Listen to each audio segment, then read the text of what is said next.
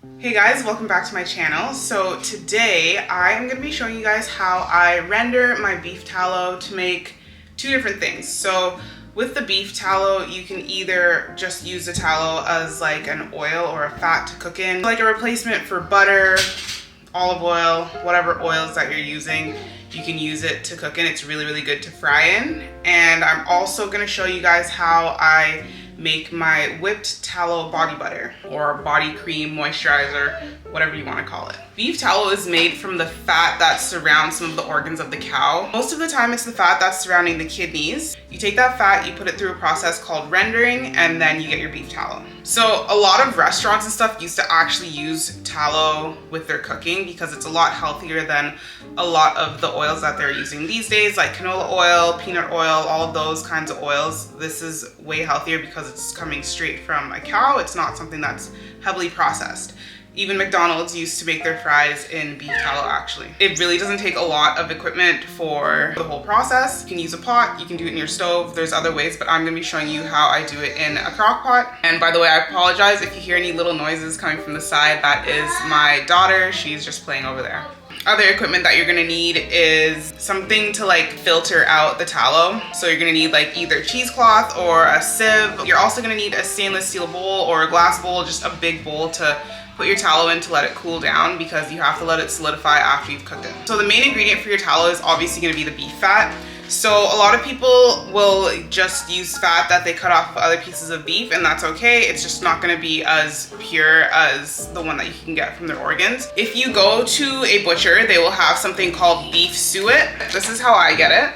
I'm sure it can come in other forms too or look different, but this is just how I get it. One of these, which is 0.5 pounds, is $1.39. So I picked up 4 of them, $6 after tax. I've also gone to that same butcher and I bought the pre-made tallow, so after it's already been rendered, and it was about $30 for about the same amount here. So yes, it is easier to just go and buy it pre-made, but it's a lot cheaper and it's really not hard to just make it yourself.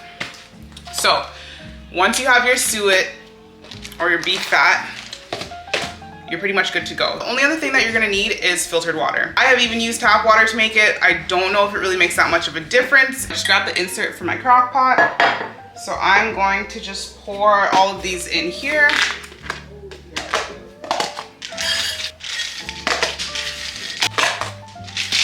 All right, so here it is in my crock pot. So the next step is to just pour your filtered water just until it's covered. So you don't wanna have too much water, but you wanna have just enough so that it's covered.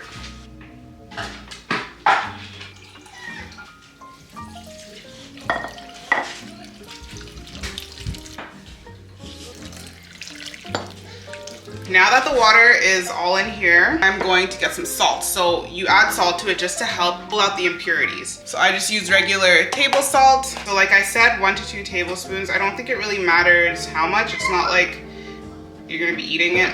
So a lot of people, I feel like, get scared of hearing that you're gonna be using beef fat, like especially when it comes to using it as a moisturizer. People are like, whoa, I don't want to walk around smelling all beefy. But the thing is, once you render it, if you render it really well, you don't smell like beef. And when I do it, I mix it with essential oils too, like lavender or vanilla, whatever essential oils you want to use, and it smells really good, and it is so good for your skin. I use this on my daughter, I use it on my older boys, I use it on myself. So good for your skin if you have dry skin, if you have eczema. Right now my daughter is going through a rough patch with her skin, and I've just been putting tallow on it like twice a day, and it's been helping her skin so much. So it's really good. Yeah, but we'll get into making the whipped tallow later. Right now we still just have to render our suet first. That's everything that you have to do. Now I'm gonna go put it on the crock pot. You just wanna leave it at a low level. Last time I did it, I think I did half the amount and it took about 3 hours. So I'll give you guys some updates while that is going on to show you the whole process it looks and how you know when it's done.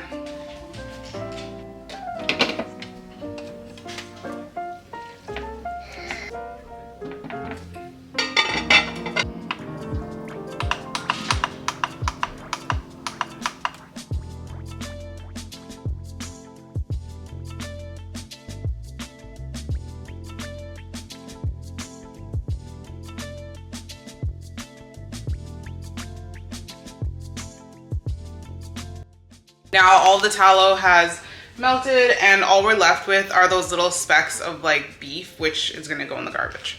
So now we're gonna grab our cheesecloth. I used cheesecloth and a sieve. So I got my sieve, I got my cheesecloth. So I'm just gonna cut a bit of this out. I honestly always have cheesecloth at home because it comes in handy so many times for different things like baking or if you're ever like straining anything. Okay, so cheesecloth in the sieve. And I haven't done this much tallow yet, so I'm gonna just put it in my biggest stainless steel bowl. Apparently my biggest stainless steel bowl is dirty right now, so I'm just gonna use this glass bowl that I have right here.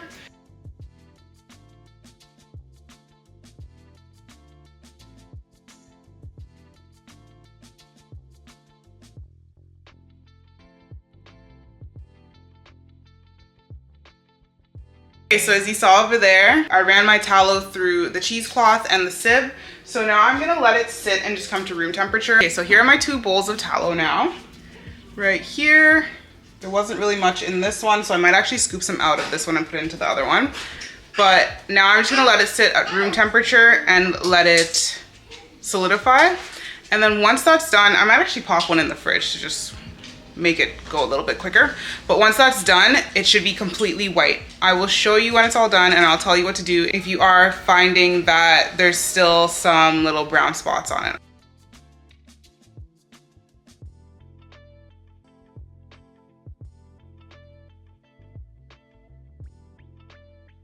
All right, so it is actually the next day now and I'm just gonna do a quick check-in with you guys. So what I decided to do is I put it back in the crock pot and I'm gonna let it just cook down again and we'll see how it ends up coming out that time. Okay, so it's actually many, many days later and I've just had my tallow sitting in the fridge in this container. As you can see, it's completely solid. You'll see a little bit of water in it. That's just leftover water. That's totally normal. You can see there's a few little brown spots on mine. I do believe that's because I left it in the fridge for so long. Like I'm telling you, it's been days. So now I'm gonna get it out of this and we're gonna do half of it.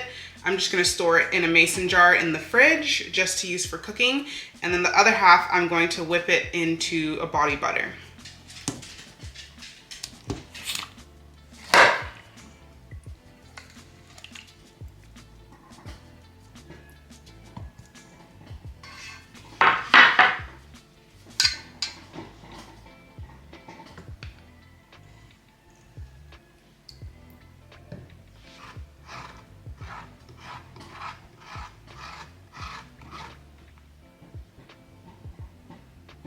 As you just saw, when I took my tallow out, it did have a bit of brown on the top. You can just scrape that off. I'm just gonna store this half of tallow that I'm gonna use for cooking just in a glass container.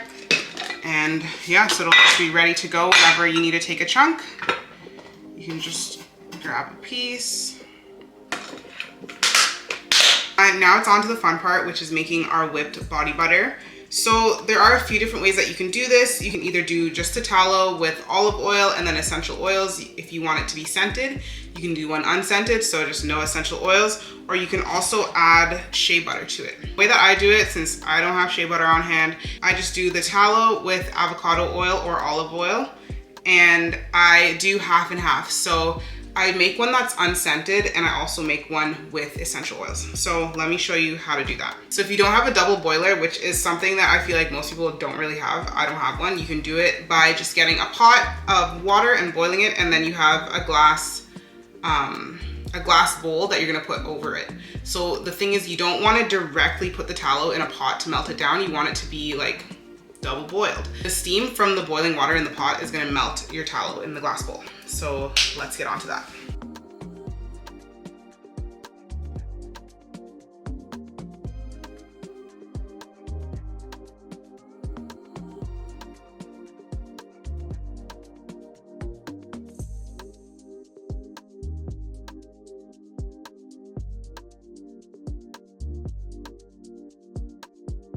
Okay, so now our tallow is all melted and it is ready for our essential oils and our avocado oil.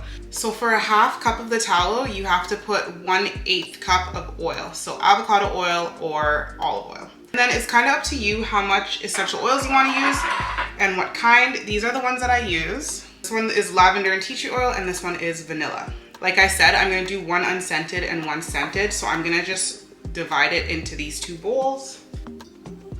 So honestly, I'm gonna just eyeball it a little bit and say that this is a cup and this is a cup. And since there's about 1 cup of tallow in each bowl, I'm gonna put a 1/4 cup of avocado oil in there.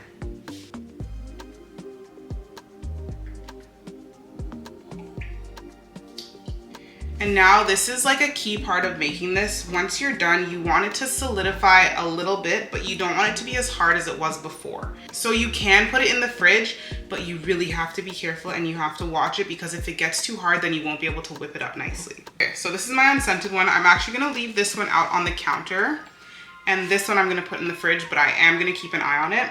So for your essential oils, you can do 30 drops of essential oils. You can do more, you can do less. It all depends on you. Obviously, you don't want it to be too strong because you don't want it to irritate your skin. So it's really just up to you. I've noticed that with the vanilla one, I made a vanilla one for my boys and it wasn't very strong, even though I think I did put about 30 drops in. Because the vanilla is like, it says 1% essential oil in jojoba oil. So it's not a very strong scent. So I do go a little bit more with the vanilla. When you put it in the fridge, or if you just leave it out on the counter, the way to know that it's ready to be whipped, if you put your finger on it, you want it to leave a little print. You don't want it to be too wet, but you don't want it to be too hard so that your finger can't go through it. So I just grabbed my tallow out of the fridge. This is the one that was in the fridge. This is the one that wasn't in the fridge. As you can see, this one is still moving around. This one is pretty solid, but what I said, how you can make a fingerprint in it, look. See, you can press down and make a little fingerprint in it. That's how you know that it's ready to be whipped up. I'm just gonna take, I have this little hand mixer. You can use a stand mixer if that's what you have. Use whatever you have. I don't suggest doing this by hand because that would be a lot of whipping that you have to do.